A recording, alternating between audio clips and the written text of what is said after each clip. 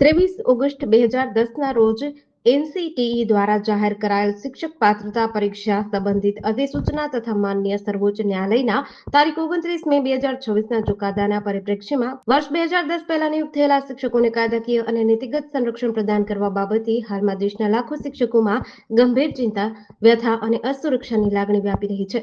તેનું મુખ્ય કારણ 23 ઓગસ્ટ 2010ના રોજ એનસીટીઈ દ્વારા જાહેર કરવામાં આવેલી ટેટ સંબંધિત અધિસૂચના અને તેના સંદર્ભમાં માનનીય સર્વોચ્ચ ન્યાયાલય દ્વારા તારીખ 29 મે 2026ના રોજ આપવામાં આવેલા ચુકાદાથી ઊભી થયેલી પરિસ્થિતિઓ છે, જેના પરિણામે વર્ષ 2010 પહેલા નિયુક્ત થયેલા શિક્ષકોના સેવા હિતો અને ભવિષ્ય પર પ્રતિકૂળ અસર થવાની આશંકા વ્યક્ત કરાઈ રહી છે.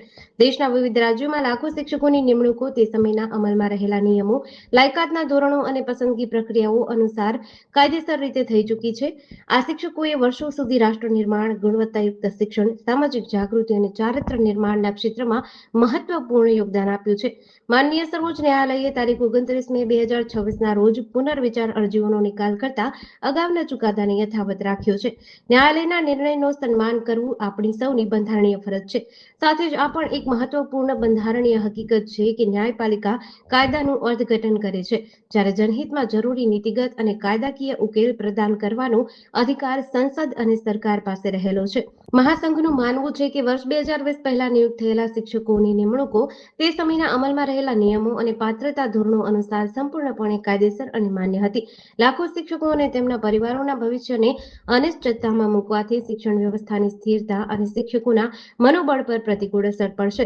આથી મહાસંઘ ભારત સરકારને વિનમ્ર આગ્રહ કરે છે કે તારીખ 23 ઓગસ્ટ 2010 પહેલા નિયુક્ત થયેલા શિક્ષકો અંગે વિશેષ જોગવાઈ કરીને તેમના સેવા અધિકારો, વરિષ્ઠતા, બઢતી તથા અન્ય કાયદેસર લાભોની સુરક્ષા માટે જરૂરી કાયદાકીય પગલાં લેવામાં આવે.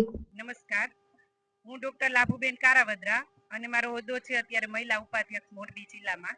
આજે અમે જે પણ શિક્ષક મિત્રો સાથે મળ્યા છીએ ત્યારે અમારી એક જ માંગ છે કે અમને ટેટમાંથી મુક્તિ આપવામાં આવે. માનનીય સુપ્રીમ કોર્ટે જે અત્યારે એક આપ્યું છે નિવેદન કે જેના લીધે અમારે શિક્ષકોને 2028 સુધીમાં ટેટ પરીક્ષા પાસ કરવી અથવા તો ઘર ભેગા થવું.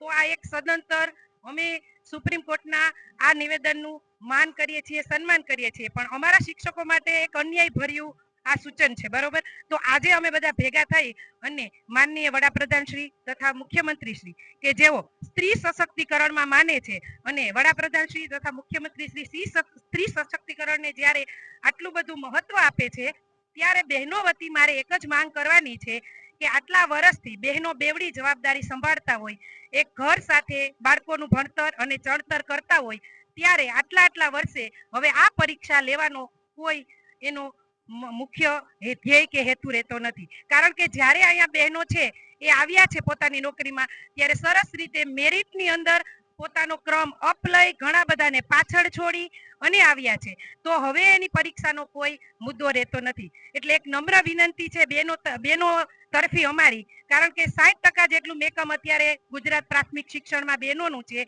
અને આવી જ્યારે એક અન્યાયભરી વાત આવે ત્યારે બહેનોને સાંભળનાર કોણ?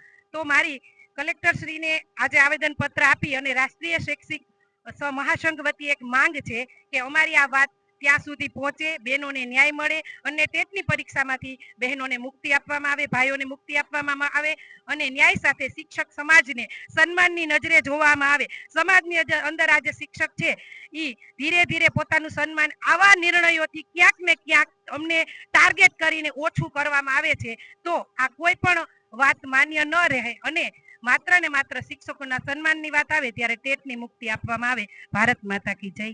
જેડીસી ન્યૂઝ સાથે શ્રીકાંત પટેલ, મોરબી.